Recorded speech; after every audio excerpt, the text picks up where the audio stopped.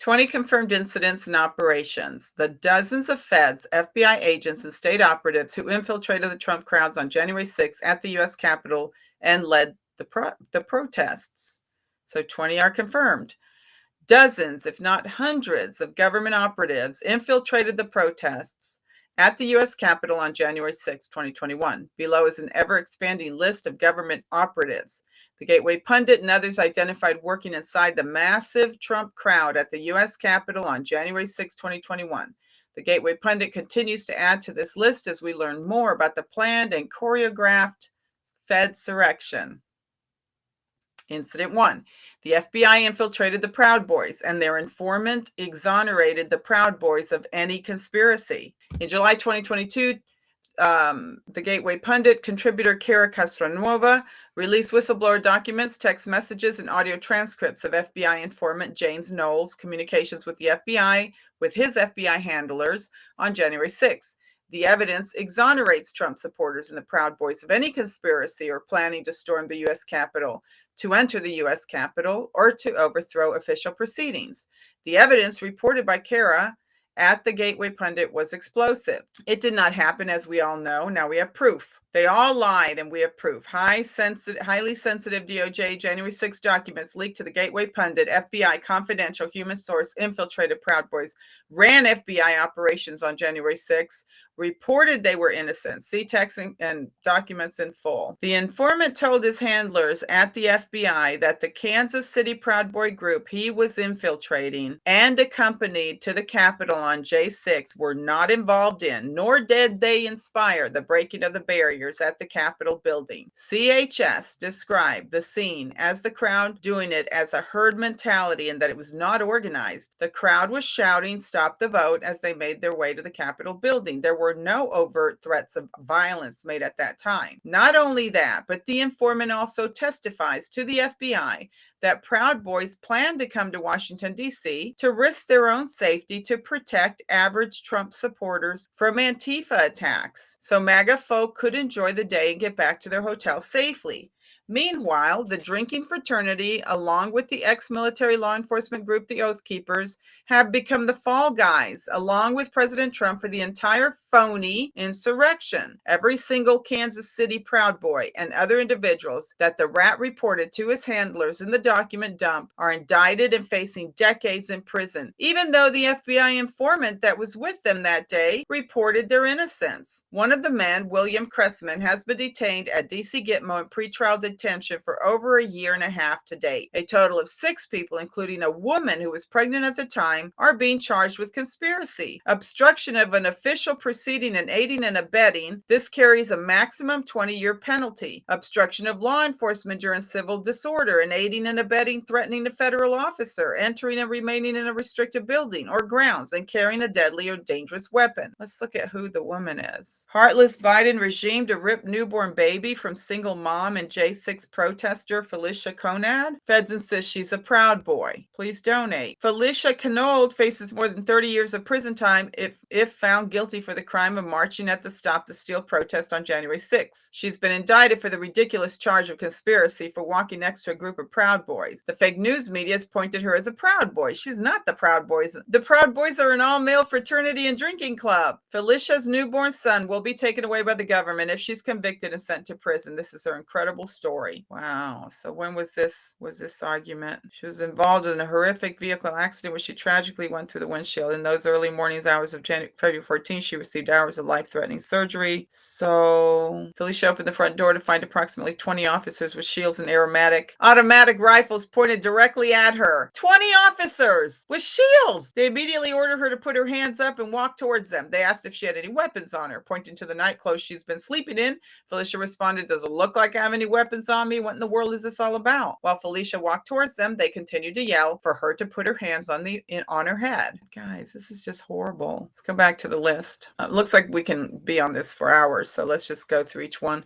FBI was recruiting men and women to infiltrate the crowds and work as operatives prior to January 6. You can support Jeremy Brown's fundraising efforts here. On Thursday afternoon, September 30, 3:45 Eastern, the FBI raided Jeremy Brown's home and arrested Jeremy. The charge is trespassing. The FBI sent 20 vehicles for his arrest. That's our tax dollars, guys. DHS and Pinellas County law enforcement were also present. The FBI was in Jeremy's home for 5.5 hours looking for evidence. You know what they're looking for evidence of? Just like they did with Trennis Evans. They want the footage they have that exonerates him and shows nothing happened. Searched his house, RV, and trailer. Then they arrested Jeremy and took him away. Jeremy Brown never entered the U.S. Capitol on J6. His actual crime was refusing to be an FBI informant, as we've described below.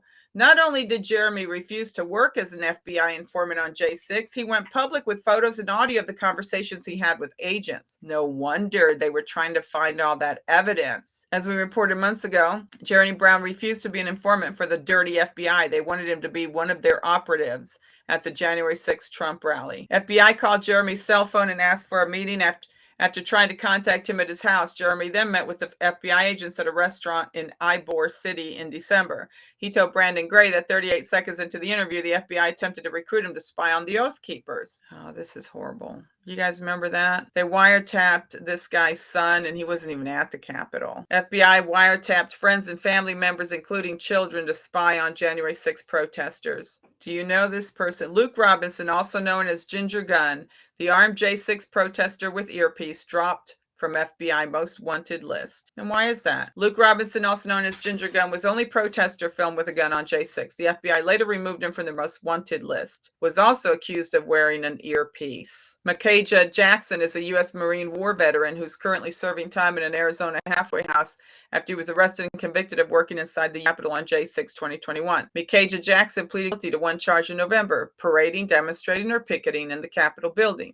Marine veteran Micajah Jackson was sentenced to 90 days in a halfway house, 3 years of probation, and $500 to $1,000 in fines. He peacefully walked inside the U.S. Capitol, which is a crime if you're a Trump supporter, but not if you're a Democrat Party supporter. In January, Micajah confronted Luke Phillip Robinson, also known as Ginger Gunn, in Arizona. Incident 5. At least 20 undercover FBI and ATF operatives and 3 undercover police officers were running operations in the crowd on January 6. The FBI finally admitted in September 2021 to the New York Times that they were running informants and operatives inside groups attending the January 6 rallies in Washington, D.C. In fact, one of the first protesters inside the U.S. Capitol was an FBI informant. What a surprise. There's also evidence that the U.S. Capitol Police were also running informants and operatives inside the Trump crowd, including members who entered the U.S. Capitol with the protesters. Look at that. Capitol Police had at least 3 officers working undercover wearing suits. If the building was closed, why? Capitol rioter awaiting sentencing dies by suicide. Matthew Perna's community, which he loved, his country, and the justice system killed his spirit and his zest for life, his family said in an obituary. A Capitol rioter died by suicide as he was awaiting sentencing on charges of witness tampering, entering and remaining in a restricted building or grounds, and 2 counts of disorderly conduct. Matthew Lawrence Perna died on February 25th, 2022 of a broken heart. His community, which he loved, his country, and the justice system killed his spirit. The Mercer County Coroner's Office confirmed to the Pittsburgh Post-Gazette that Perna, 37, of Sharpsville, Pennsylvania, died by suicide. One of Perna's lawyers confirmed his death by suicide. The obituary said Perna attended the J6 riot to peacefully stand up for his beliefs, and that upon learning the FBI was looking for him, he immediately turned himself in. He pleaded guilty to all charges in December. Sentencing was set for April 1. Government had recently announced an intention to seek an additional sentencing enhancement with Mr. Perna, and he was psychologically frail and not able to deal with the stress of the situation. The obituary said he entered the Capitol through a previously opened door, that he did not break, touch, or steal anything, but stayed within the velvet ropes, taking pictures. For this act, he's been persecuted by many members of his community, friends, relatives, and people who never even met him. The obituary pointed to the long prosecution process as having played a role in his death, the constant delays in hearings, the postponements dragged out for over a year. Because of this, Matt's heart broke and his spirit died. Perna traveled from Pennsylvania to Washington to attend former President Donald Trump's Stop the Steal rally. He told the police that when he reached the top of the steps on the building's west side, he was surprised to find the door open. He claimed he was pushed into the building by a crowd that gathered behind him. It's really, really, really sad, guys.